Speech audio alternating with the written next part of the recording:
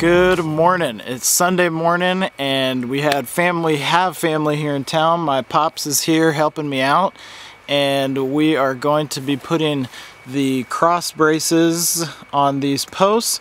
We've had a couple different design changes, and my dad had a great idea to make a couple different doors or gates to get into the orchard.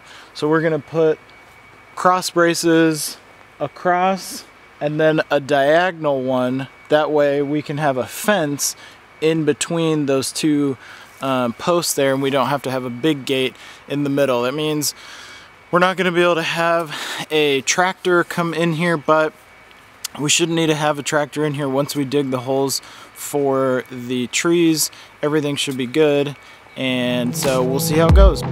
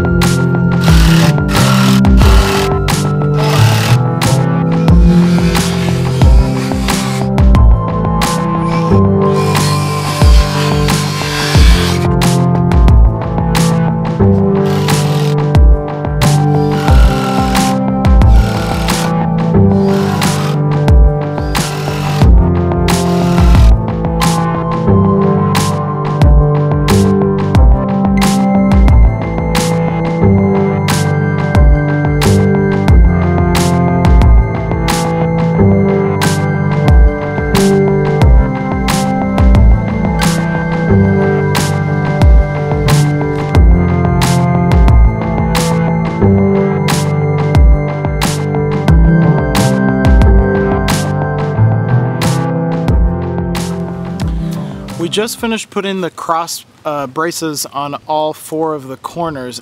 What you do is you're gonna string a cable between from the top of the outside post to the bottom of the inside one. That's gonna lock the bottom in place, so it's gonna anchor it from the bottom of the center post. That way the fence can't move in either direction, so it's going to make it really strong. We're going to drill through the outside of the 4x6s on the top and then down on the bottom, put some lag screws in, and then string the cable and wrap it up and tighten it up, and then it'll be good.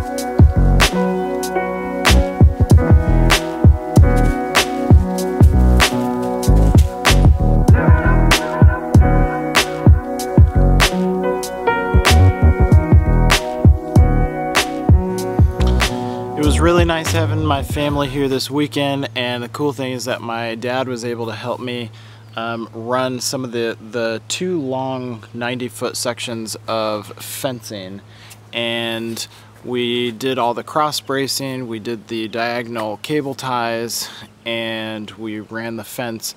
This morning I didn't get on camera because it's pretty boring, but I went and put all of the T-post fence clips that clip around. I did that on the previous fence that I did over in the dog area. So got all those. I put 5 clips per T-post. There's 7 T-posts across, and then the post sections here on all the corners. So I'm waiting. I can do the back. I can finish putting the fence up on the back side. This front side I'm going to leave open until I can either borrow a tractor or rent a tractor to be able to dig the holes for the trees. So we'll probably wait on that for a while. We're not in a super rush right now because it is almost September. Few days left in August, but we can't plant anything until December, or probably even better, January, and even into February. So we're fine with this. I'll probably stop working on the fence here pretty shortly and start working on the guest house. That's going to be our first big project, house related, so we'll get to demoing that and get into the remodel. One random project that I do want to tackle today is fixing the little quad. We inherited it from my in-laws, who inherited it from their parents. So this quad is pretty old. I think it's from 1988, 89, somewhere around there. It's really fun. It's I believe it's a 80 Yamaha Badger 80 or 90, somewhere around there. It's small, but it provides transportation running around the property. If I need to go down to grab a tool or to do something down at the bottom end of the property, I can get down there real quick where I can't quite fit. At least yet I can't fit with a bigger vehicle like my truck. The quad runs, it runs right now. I tried to rebuild the carburetor out of I cleaned it all out completely and put it all back together, and it runs, but it doesn't run good. So I ended up buying a rebuild kit, and you can get these online for pretty cheap. I think this was $11 on Amazon. This comes with all the new pieces that you can, so you can take the carburetor apart and put all the jets and everything back in here. So hopefully I won't have any more problems doing that. So let's take care of that.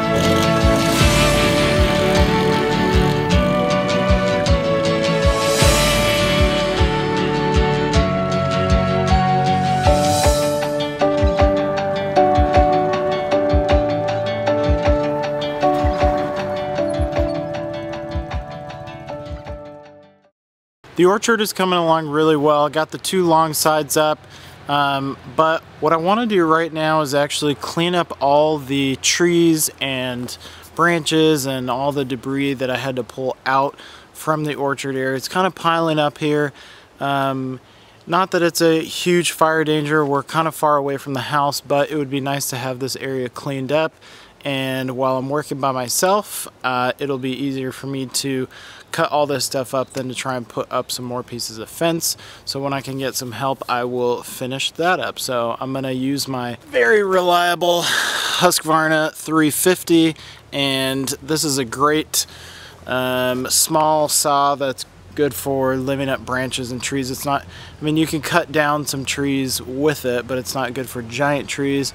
It's light enough that you don't get tired limbing and chopping wood up into firewood, like 12 or 14 inch rounds and that kind of thing. So I love using this saw for that.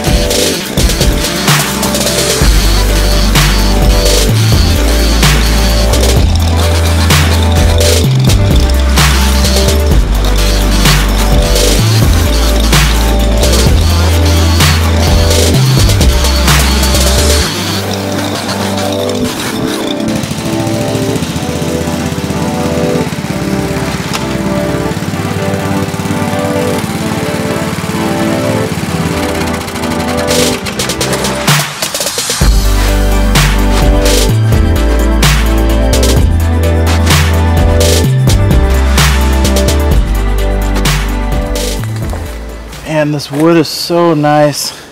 This is a oak. I don't know what species.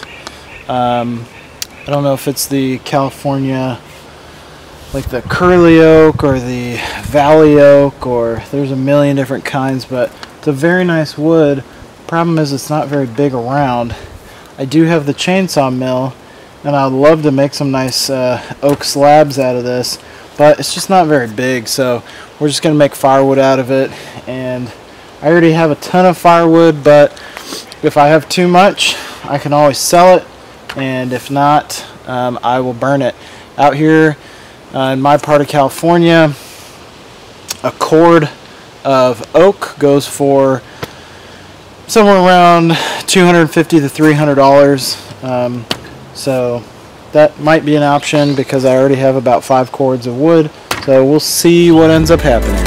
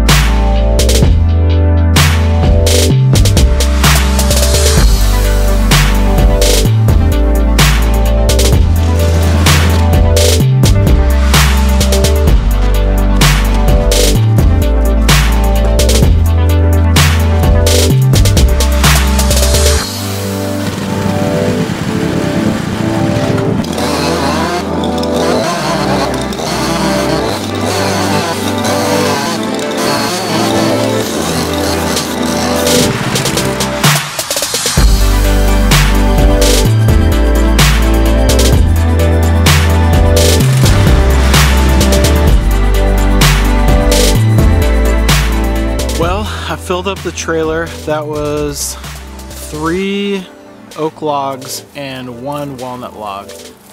So it's all some good hardwood. It'll burn really well. And now that area is cleared. So it's gonna be probably a burn pile or 2 in the winter time. We're definitely on a strict no burn policy around here. It's nice there's a fire station that's only about a mile away, but still no burning around here during the summer.